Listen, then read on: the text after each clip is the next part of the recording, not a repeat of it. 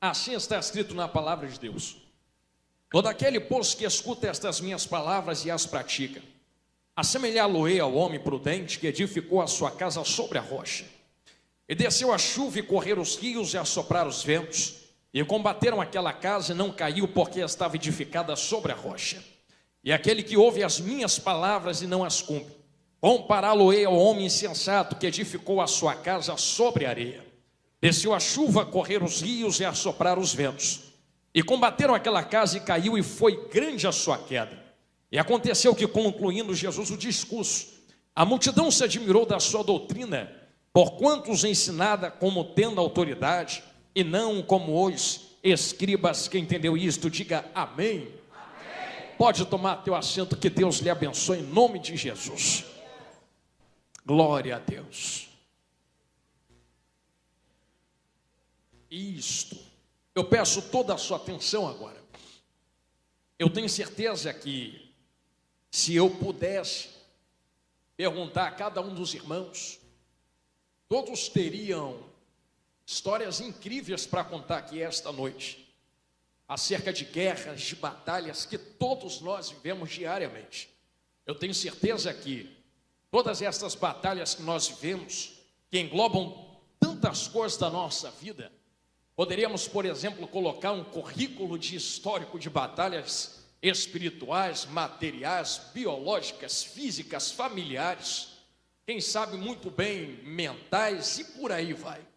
A verdade é que nenhum de nós escapa de batalhas. Eu digo sempre, e gosto muito de falar, que as batalhas que nós vivemos são os maiores sinais de que nós temos vida. Jonathan, por que você diz isto? Eu conversava com uma pessoa uma vez e dizia para ela que a dor que é gerada pela batalha é o maior sinal de que nós temos vida. Uma pessoa que quer parar de sentir dor é porque talvez já não esteja mais em vida nesta terra, e só há dois caminhos depois desta vida, uma para a dor eterna e outra para gozo eterno. Então dizia para esta pessoa que a dor é o maior sinal de vida, e a dor não é um sinal de pecado. Pelo contrário, quando você lê na Bíblia, você percebe que Deus multiplicou a dor de parto de Eva. Então o pecado apenas afunila a dor. O pecado apenas aumenta e multiplica uma dor. Porque quem é bom de matemática entende que 0 vezes 0 é 0. Então, se Deus multiplicaria a dor do parto, é porque já existia dor antes mesmo do pecado. Então vocês percebam que dor é algo inerente à vida. E qual é a luta que não gera dor? Qual é a batalha que nós vivemos que não gera dor?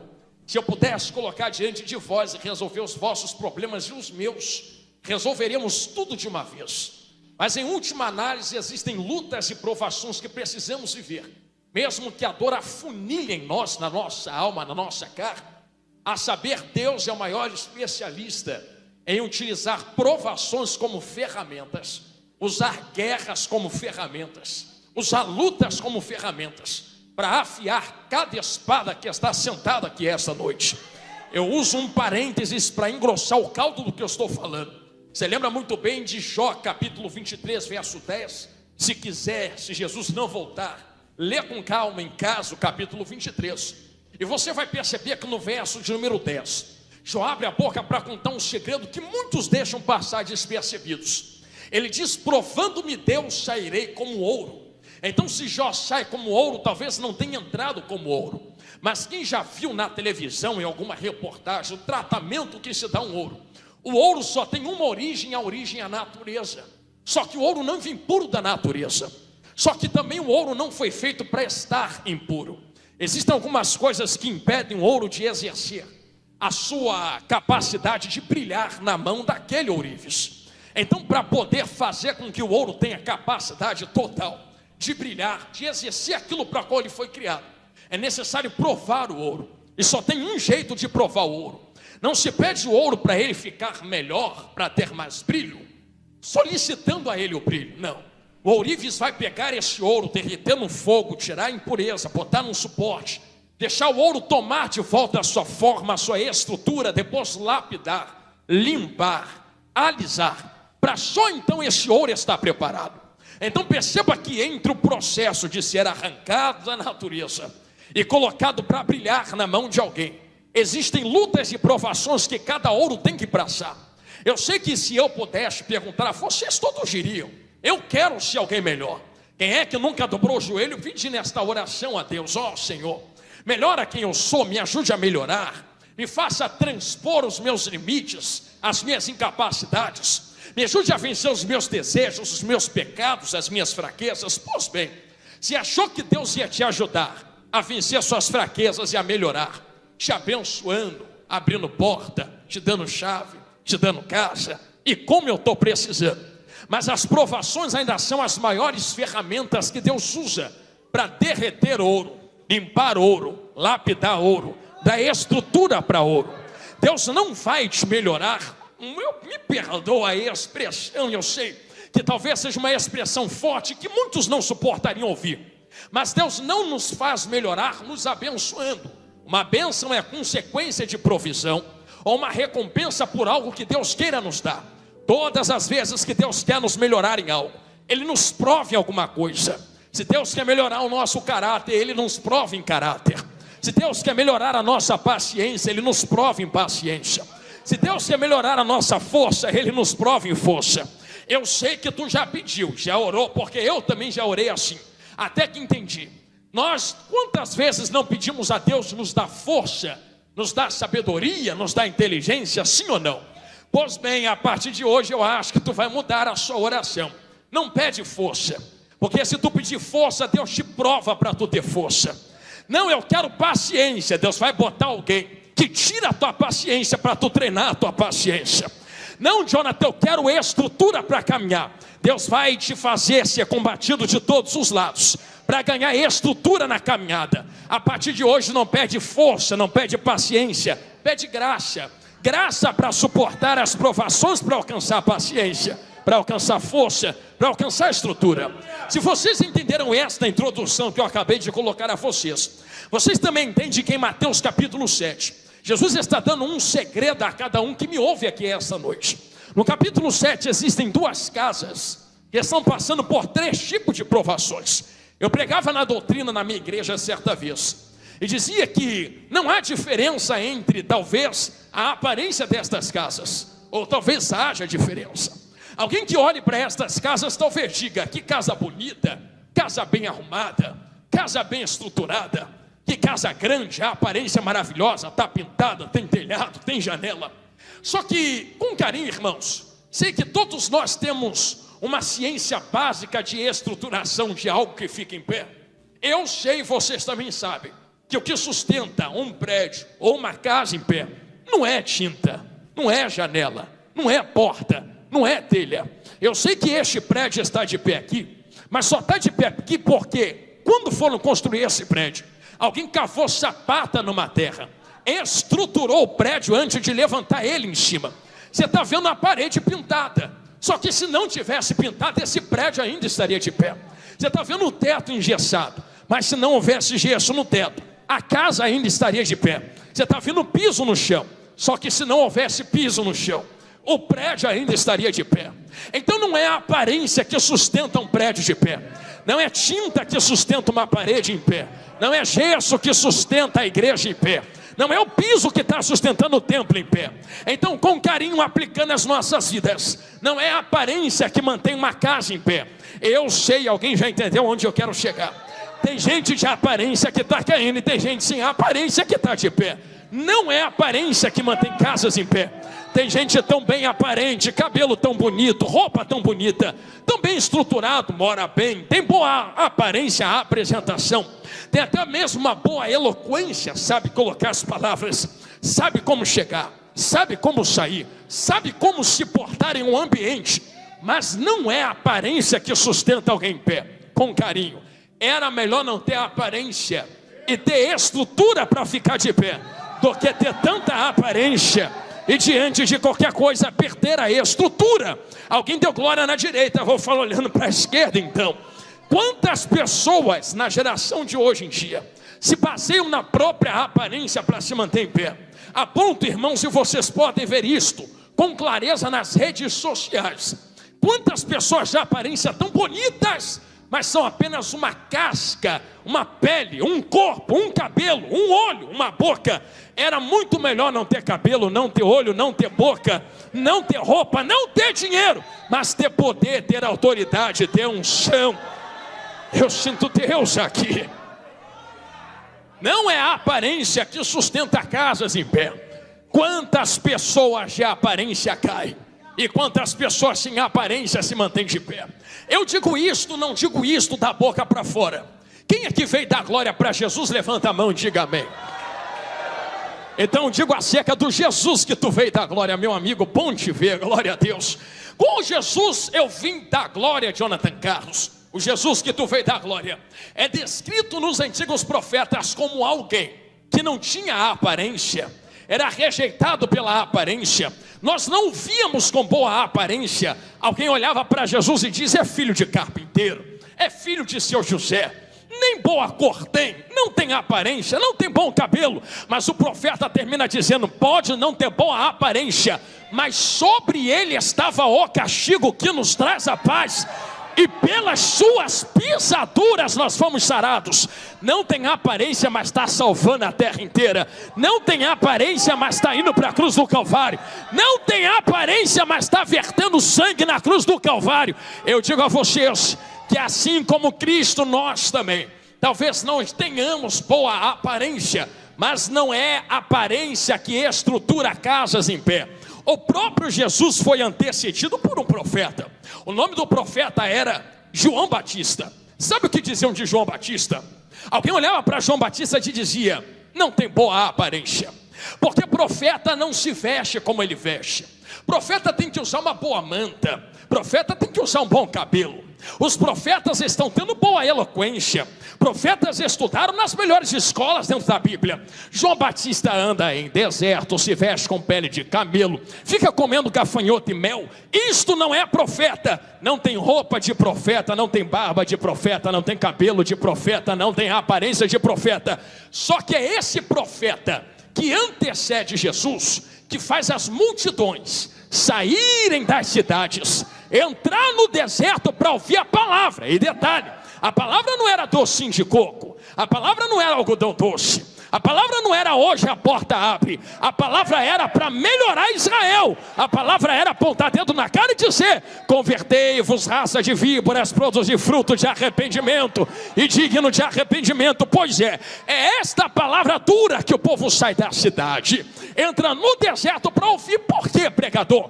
Porque João também sabia. Não se melhora a vida de Israel dizendo: Deus vai abençoar, Deus vai abrir porta, Deus vai levantar. Sei que está doendo, mas vai curar. Deus vai te dar chave, Deus vai te dar ouro, Deus vai te dar prata. Israel precisava ser afunilado, consertado, preparado, um caminho para receber Jesus grandão da Galileia. E detalhe, João Batista tem seu tempo de ministério, Jesus também tem seu tempo de ministério.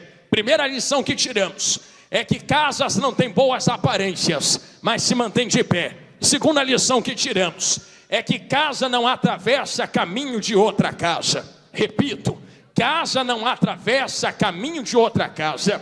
Se esse atravessar não for para ajudar a casa cujo qual caminho está sendo atravessado, me prova na Bíblia. Agora, nem Jesus, a qual tu veio dar glória, atrapalhou o ministério de João Batista. Era como se Jesus tivesse João Batista pregando, olhando para ele dizendo: ainda não é meu tempo.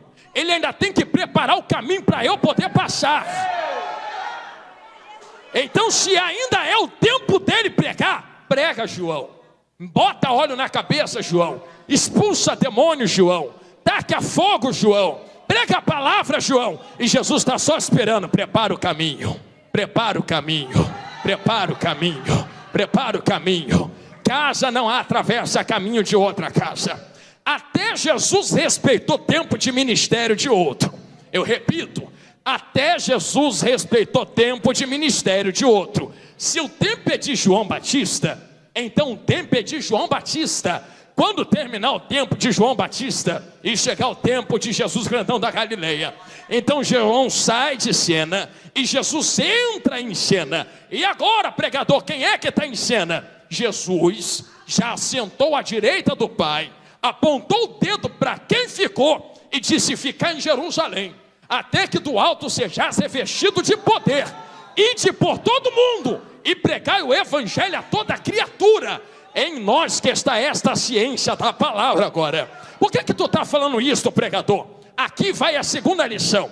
Porque casas terão provações, mas nenhuma provação nunca será grande o suficiente para arrancar a missão que Deus colocou nas nossas vidas.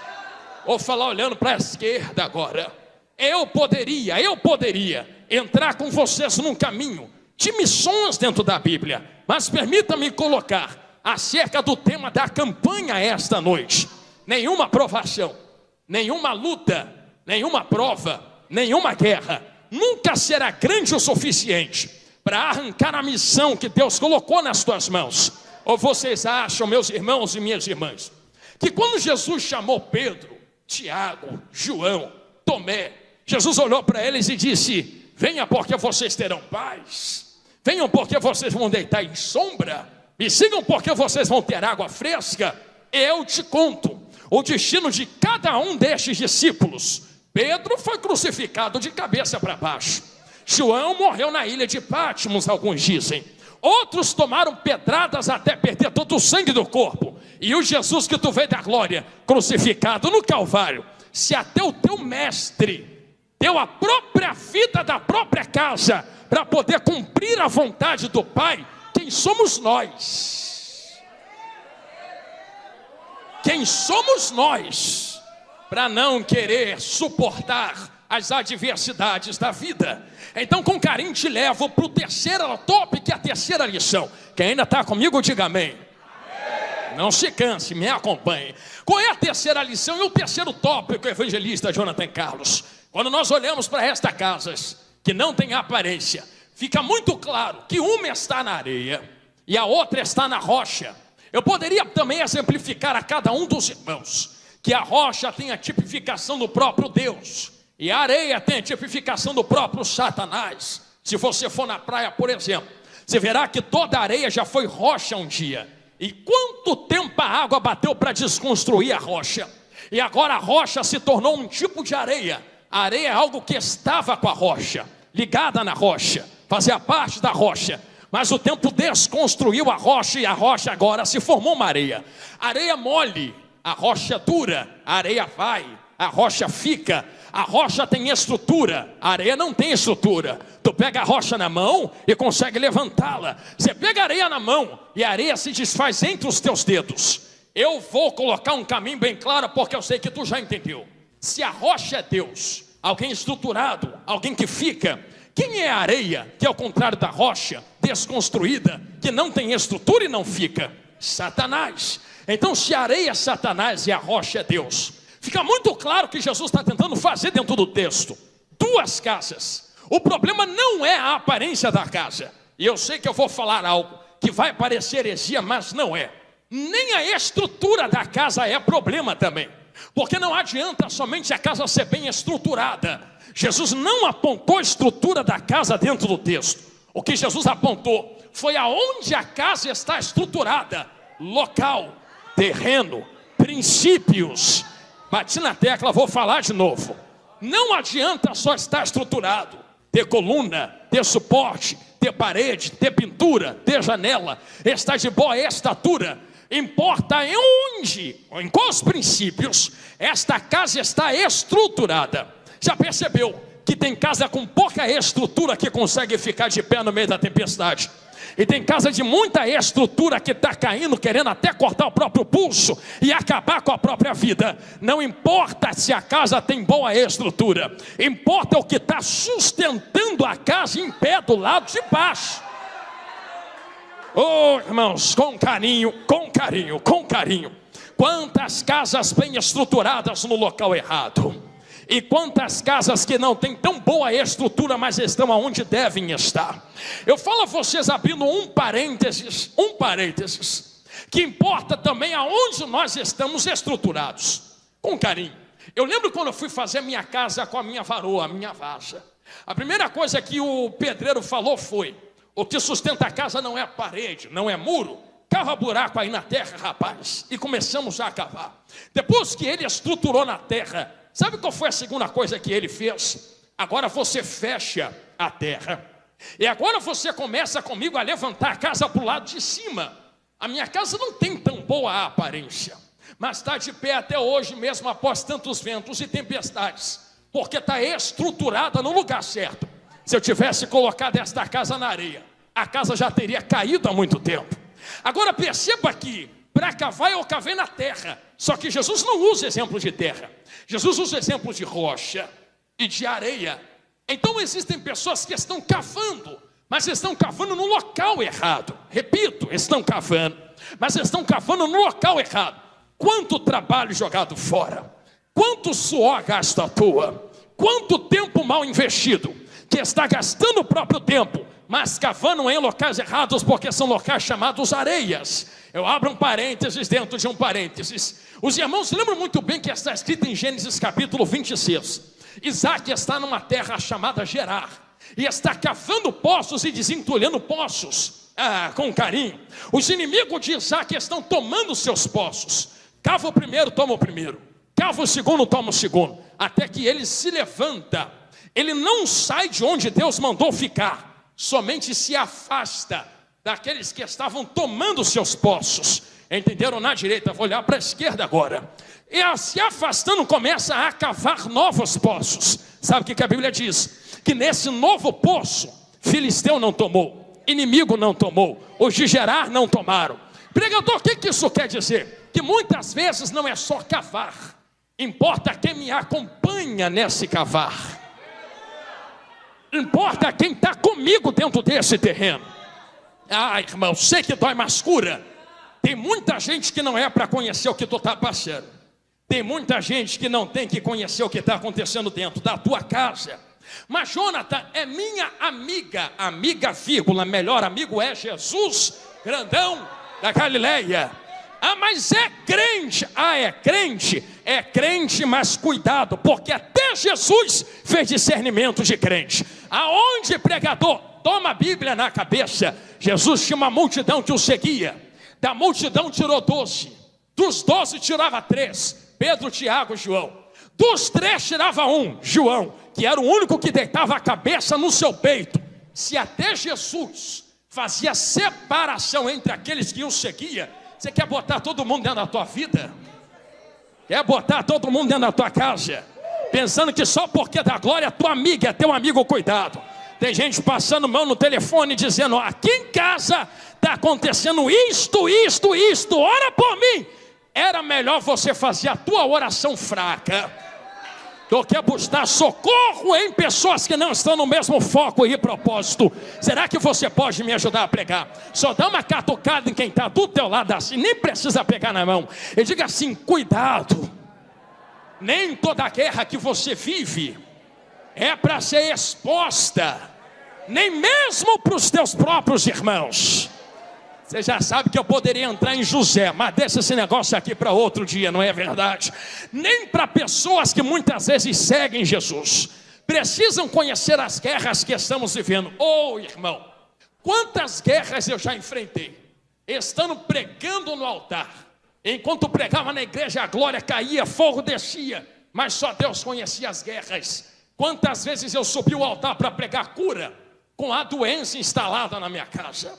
Não pare no meio da tua guerra. Nada pode derrubar a casa, se a casa estiver bem estruturada no lugar certo. Já que tu levantou a mão, estica ela gostoso aí pro alto. Se é para dar glória, vamos dar glória gostoso então. Não abaixa a mão agora não. Posso profetizar na sua vida. Eu não sei como você entrou, mas eu sei como você pode sair daqui agora. Estica a mão aí para o alto que eu profetizo sobre a sua vida. É para isso que eu vim aqui hoje. Eu profetizo sobre vós. Não é ouro, não é prata, não é chave, não é casa, não é dinheiro. O que eu profetizo hoje é a rocha que estrutura a casa. Vai trazer de volta aquilo que as lutas e as provações levaram. Quem confirma isso com glória está liberado agora por 10 segundos. Não me revasse que rebadarauá. Não me resi que taua. É que eu sinto ele aqui. Aleluia. Aleluia. Quem está comigo, diga glória a Deus. Então me acompanhe neste pensamento. Casas bem estruturadas não são derrubadas. Casas bem estruturadas em rocha, não na areia. Eu gastaria um tempo com os irmãos para explicar que a rocha são os princípios divinos, a areia são os princípios demoníacos. Diria a vocês acerca de Moisés, que esconde corpo na areia, e em corpo que traduzia seu próprio pecado, porque ele matou, e assassinato, até onde sei na lei de Deus, é pecado. E o importante não foi ele ter pecado, foi pegar o fruto do pecado, que é o corpo do egípcio, e esconder na areia, como se ninguém fosse perceber o cheiro da podridão que se exalava da areia. Talvez você já tenha lido na Bíblia que está escrito a indagação acerca de como descobrir, e certamente descobriram este negócio. É no momento que Moisés foge do Egito. Eu sei como descobrir o negócio. É que dá para esconder corpo na areia, mas não dá para tampar o nariz de todo mundo que está no Egito. Corpo morto fede, é podre, e uma hora ou outra será descoberto. Talvez Moisés não conseguisse tapar o nariz, mas foi em terras distantes que Deus o tratou para voltar como libertador. Sai um assassino e volta um servo do Senhor. Sai fugitivo e volta como alguém que carrega os princípios divinos. Sai com o pé atrás e outra mão na frente, e volta com a lei do Senhor nas costas. Sai como alguém que é escravizado através dos princípios egípcios, e volta como alguém que é servo nos princípios de Deus, que se encontrou com ele na sarça ardente. Deus levantou um assassino para ser libertador. Deus mudou a história de Moisés.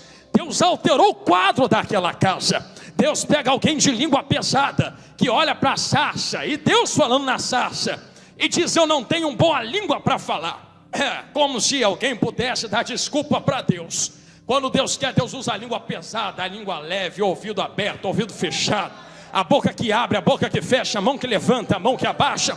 Como se Moisés pudesse dar desculpa, é que a minha língua é pesada. Eu imagino Deus: rapaz, quem botou a língua pesada aí não fui eu. Se eu quisesse te usar com a língua leve, eu te fazia com língua leve.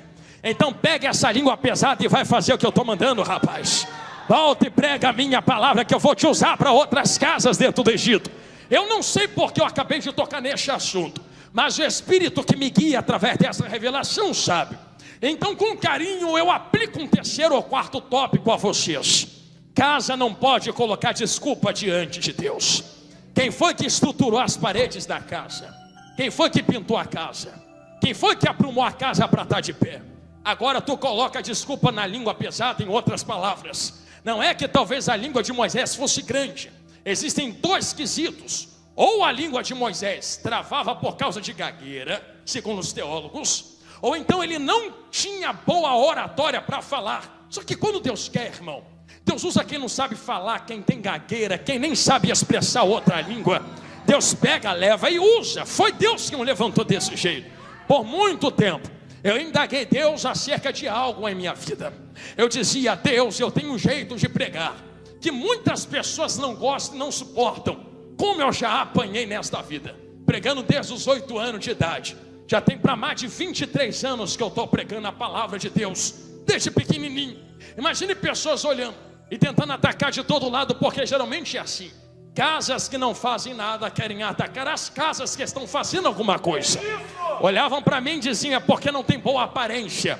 Haviam que tocar na aparência, não dava certo. É porque a roupa não é boa. Tocaram na roupa e não deu certo. Tentaram tocar na minha esposa. É porque a esposa, olha a vida que ele está dando para ela. Não conseguiram. Tentaram tocar na minha voz. É porque a voz é rouca, grita muito. Aí eu olhei para Deus e falei: oh meu Deus, estão dizendo que eu grito muito. Sabe o que Deus me falou? Não para de gritar, rapaz. Quem eu quero usar calma, eu uso calma. Te chamei para gritar mesmo. Grita mesmo, faz o avião, voa, taca óleo na cabeça, desce fogo, taca fogo no meu povo, rapaz. Eu vou te usar do jeito que eu te chamei. Não muda o jeito cujo qual eu te chamei para te usar. O vaso é meu, a olaria é minha, eu ainda faço o jeito que eu quero. Aí eu, inocente, Fui tentar mudar o jeito de falar. Olhei para Deus e disse: Deus, é porque estão falando que eu forço a voz, é porque estão falando que eu grito muito.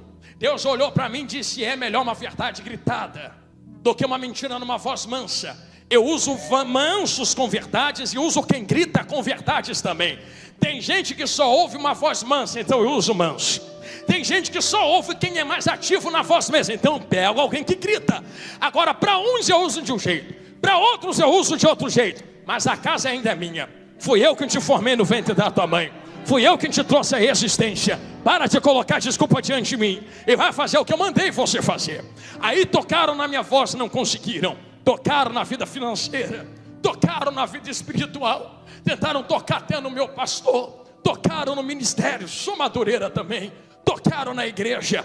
Só que com o tempo eu percebi que nem adianta tentar responder de volta, porque quando certas casas estão decididas a tentar te derrubar, elas vão tentar em todos os artifícios até ver que alguma pedrada tocou em você, e sabem que a pedrada tocou quando você responde uma pedrada. Então vou te dar uma dica: toma pedrada de boca calada, entra no quarto, fecha a porta, vai para o joelho e diz: Senhor, está doendo, não estou aguentando. Mas Jonathan, eu tenho que dar resposta. Não, vai ficar de boca calada. Boca calada? É, mas eu vou engolir sapo. Não, não engole só o sapo, não.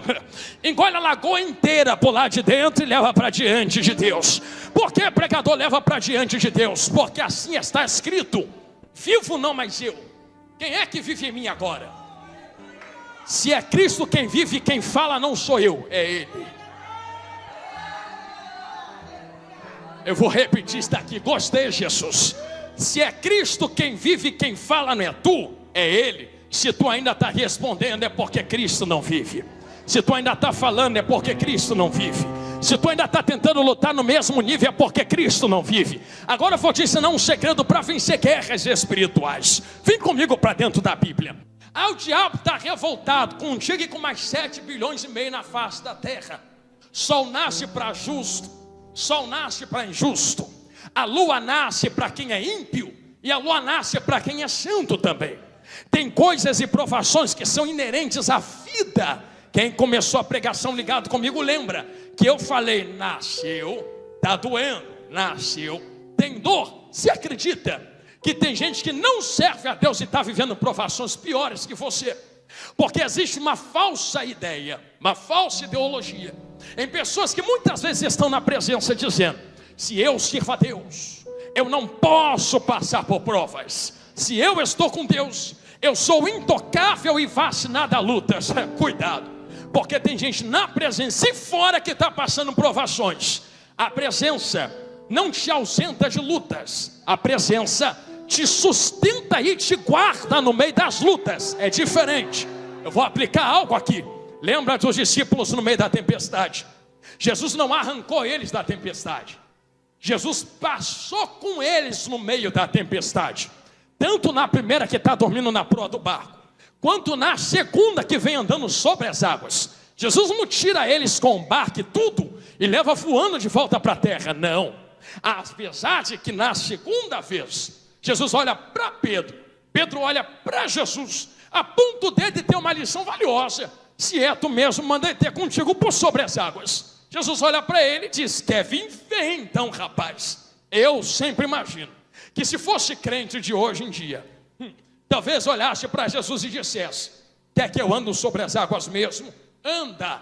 Então acalma o vento, faz a água se solidificar, faz o vento acalmar, cria um caminho para eu passar. Imagina Jesus olhando e: não vou acalmar vento, não vou solidificar água, não vou fazer caminho. Quer vir? Vem do jeito que está. Bota o pé para fora e caminha. Aí vem Pedro caminhando. Jesus não acalmou o vento para Pedro caminhar. Em outras palavras, Pedro caminhou para depois Jesus acalmar vento no meio da tempestade. Será que você pode receber essa lição no seu coração? Não peça para Jesus acalmar o vento e você caminhar. Caminhe que Jesus vai acalmando o vento no meio da caminhada. Quem entendeu isso, diga amém. Se você recebeu essa mensagem, entenda que tem 3 origens de provações. Existem provações que é Deus quem envia. Deus envia para estruturar casas. Existem dois tipos de provações dentro das provações de Deus. O primeiro, Deus prova casas que estão em sua presença para estruturá-las. Segundo, Deus prova casas que estão fora da presença para trazê-las de volta, para santificá-las, para não perdê-las. E terceiro, pregador, a terceira é quando Deus entrega a casa na mão da própria casa. Ah, Jesus amado, olha lá. Tem isso dentro da Bíblia? Ou se tem? Novo Testamento. Porquanto Deus os entregou às suas próprias concupiscências, para receberem na sua carne o fruto do seu próprio pecado. Em outras palavras, tem gente que é tão ruim, tão difícil, que não é Satanás quem usa ela. Não, é Satanás quem é usado por ela. Tem gente que não é o diabo quem entra, é ela quem entra dentro do diabo. Aí quando acontece, fala, o diabo está furioso. Não, Deus só entregou ela na própria mão. Vou repetir isso aqui porque alguém entendeu na minha direita. Tem gente que Deus nem precisa entregar na mão do diabo. Deus só deixa ela tomar o próprio caminho com as próprias decisões. Ela vai se quebrando toda e bota a culpa no diabo. Aí ele olha para o diabo e fala, diabo está furioso. Não, foram as tuas decisões que te levaram até aí. Tem gente que para ela mesma, o pior diabo não é o que está no inferno andando na terra em demônios.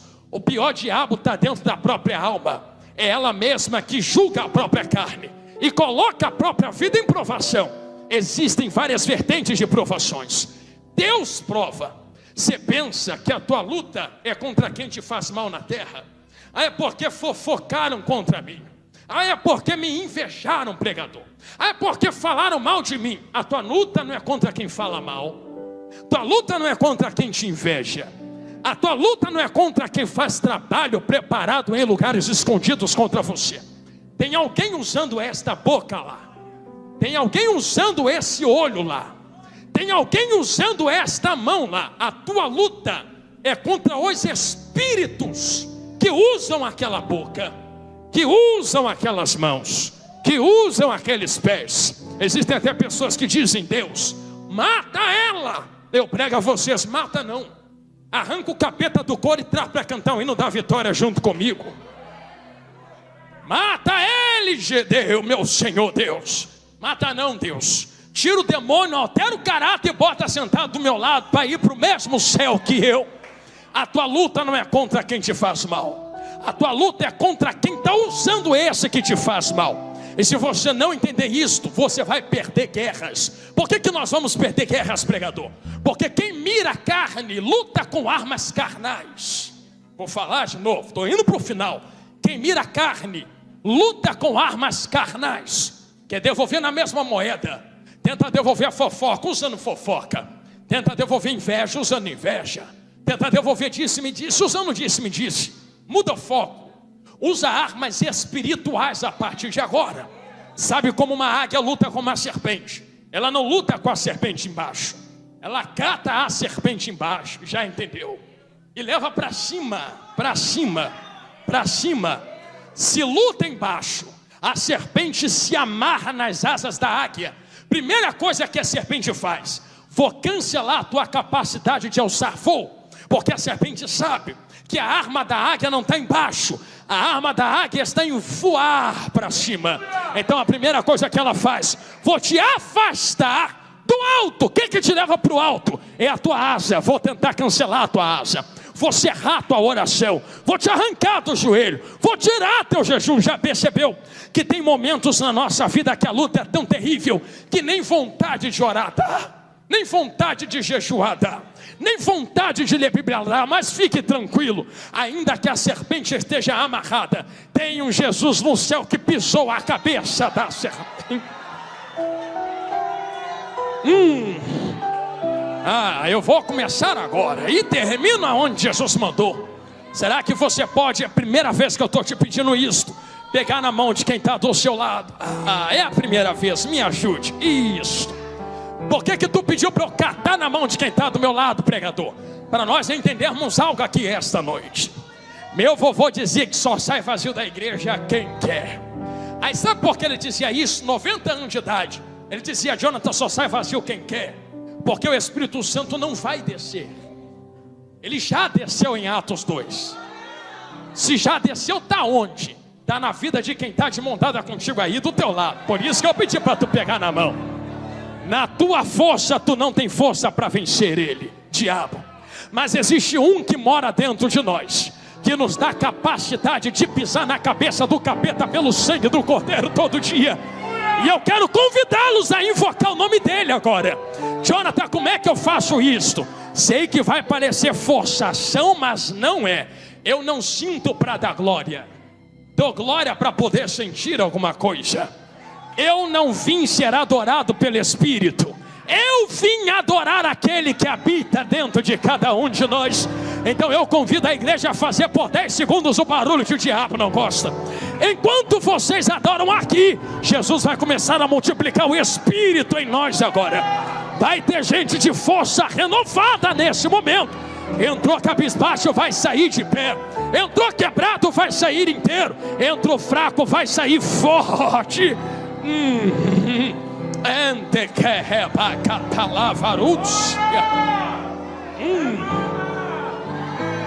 Nome que te rebadará cataua.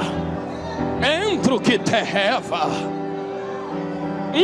Presença gloriosa.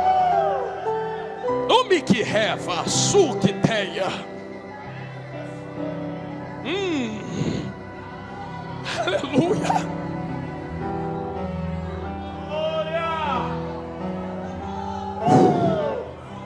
Eu quero pregar. Mas o Espírito está dizendo, espera só mais um minuto. Eu estou renovando força de casas no meio da guerra aqui agora. Então, meu irmão, minha irmã, receba a força que talvez há muito tempo te faltava. Tu vai sair daqui hoje de cabeça em pé. Se o diabo te fez esquecer quem tu é, lembra que fraca tu ainda é filha de Deus. Fraco tu ainda é soldado do Altíssimo. Um soldado de Deus fraco é mais forte que o inferno inteiro reunido. Aleluia. Aleluia. Aleluia. Eu quero orar. Pregador, mas Deus ouve a minha oração? Ah, se não ouve. Ah, Jesus amado. Lembra daquela oração que às vezes a gente faz lavando louça? Oh, Jesus, me ajuda. Tu acha que Deus não ouve, não? Aquela oração que tu faz enquanto está caminhando para ir trabalhar. Oh, Jesus, entra lá, trabalha lá, visita lá. Tu acha que Deus não ouve, não? Ah, mas não foi aquela oração eloquente. A eloquência que Deus quer do teu coração. Não em palavras. Tem gente que ora sem mesmo abrir a boca. Só derrama uma lágrima. Deus pega aquela lágrima e lê umas frases. Naquela lágrima Deus conversa com a lágrima. Outro dia eu volto para pregar sobre isso. O Deus se conversa com lágrimas. Tem gente que fala tanto e Deus não ouve. Tem gente que só lacrimeja. Deus pega a lágrima e conversa com ela. Então, com carinho, se ninguém está na tua pele vivendo a tua guerra, batalha pela tua casa e pela tua família e pela tua guerra agora. Oh, obrigado, varão de Deus. Glória a Deus. Obrigado, profeta. Jonathan, como eu vou guerrear e batalhar pela minha casa? Não se envergonhe de fazer o que eu vou falar agora. Você vai abrir a sua boca e lançar tuas palavras como flechas afogueadas no mundo espiritual. Pregador, mas eu tenho vergonha de falar em público. Não, tu está falando com Deus agora. Pregador, mas estão me vendo. Deixa eu te ver. Estão te vendo guerreando. E você vai guerrear agora. Volta a repetir. O crente mais fraco é mais forte que o inferno inteiro reunido quando ora. Abriu a boca aqui e falou: Jesus, manda socorro. Se prepara. Se prepara. Vai ter 2 malas na tua porta. Vai ser dos demônios indo embora. Que os anjos vão pousar lá agora. E eu vou repetir o que eu acabei de falar enquanto eu estava falando em línguas. No meio desta oração, corrente de maldição vai quebrar. Muralha vai cair. Copo de cachaça vai quebrar lá fora. Ah, porque meu filho, minha filha, meu marido, vela acesa vai apagar agora. Galinha, alquetar, farofa vai ser pisada agora. Demônios serão repreendidos agora. Doenças baterão em retirada agora. Maldições cairão por terra agora. Você crê? Você crê nisto? Você crê nisto? Então feche os olhos nesse momento. Isto. Ei, Senhor Deus, Pai eterno de bondade, grande é a luta e a guerra, porém maior o que está conosco no meio da peleja. Tu conheces como cada um entrou aqui, Jesus. Senhor, mas eu lhe peço agora um socorro vindo da glória, que atravessa o segundo céu e entra na terra agora. Entra na terra dos viventes com força. Pisa na terra, varão de guerra. Vai na porta de cada um agora, com a espada desembainhada na mão. Nós solicitamos aos anjos do Senhor agora. Vá de encontro à nossa casa e à nossa família. Joga por terra agora todo o trabalho preparado contra nós. Maldições, palavras lançadas contra trabalhos preparados. Mata virgem, cachoeira, seja o que for, quebra agora em nome de Jesus. Senhor, eu lhe peço neste momento, aonde houver uma doença escondida, uma porta trancada, que se abre agora, a muralha cai, doença é retirada. Nós damos ordem agora. Osso seja curado, carne seja curada, sangue seja curado, nervo seja restaurado em nome de Jesus. Senhor, nós damos ordem aos demônios. Os demônios pegam tudo que é teu e batem retirada agora em nome de Jesus.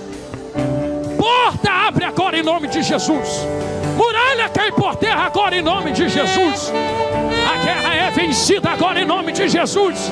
E como prova de que tu estás no meio da guerra, eu lhe peço um sinal de glória no meio da igreja agora. Aonde houver uma crente cheia de poder e graça, toca nela agora e toca nele agora. E começa a renovar com poder e autoridade neste momento. Senhor, quando nós terminarmos esta oração, nós te adoraremos com nosso glória a Deus e aleluia. Não para te pedir alguma coisa, mas para te agradecer pela vitória que o Senhor já enviou.